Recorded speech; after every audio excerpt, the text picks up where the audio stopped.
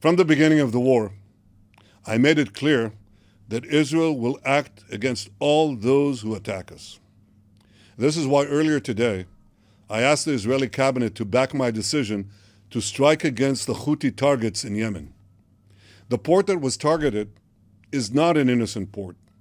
It's used as the entry point for weapons that are supplied by Iran to its Houthi terrorist proxies. The Houthis have used those weapons to attack Israel, to attack Arab states in the region, to attack many others.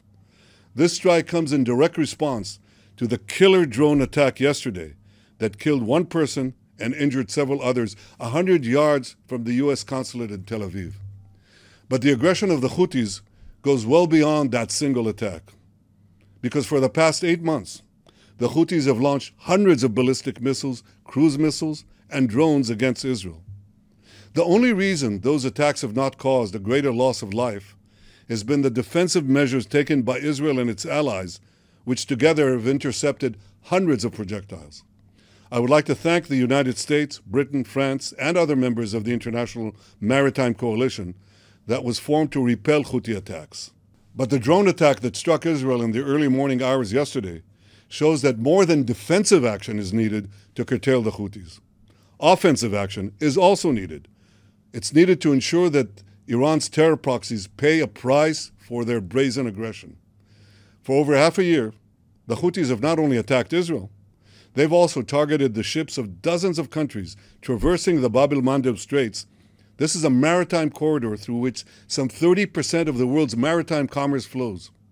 The international community must redouble its efforts to protect this vital waterway and to hold both the Houthis and their Iranian sponsors accountable for their aggression. Today, Israel is being attacked by Iran and its proxies on 7 fronts: the Houthis in Yemen, Hamas in Gaza, Hezbollah in Lebanon, Shiite militias in Iraq and in Syria, Iran-backed terror attacks in Judea and Samaria, and of course, attacks directly conducted by Iran itself, as the world saw on April 14th. In defending ourselves against this Iranian terror axis, Israel stands on the front lines against a regime that threatens the entire Middle East. It threatens the entire world.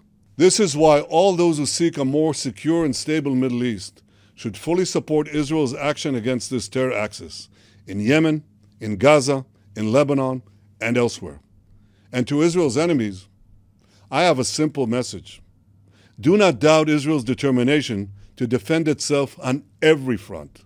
All those who seek to harm us will pay a very heavy price for their aggression.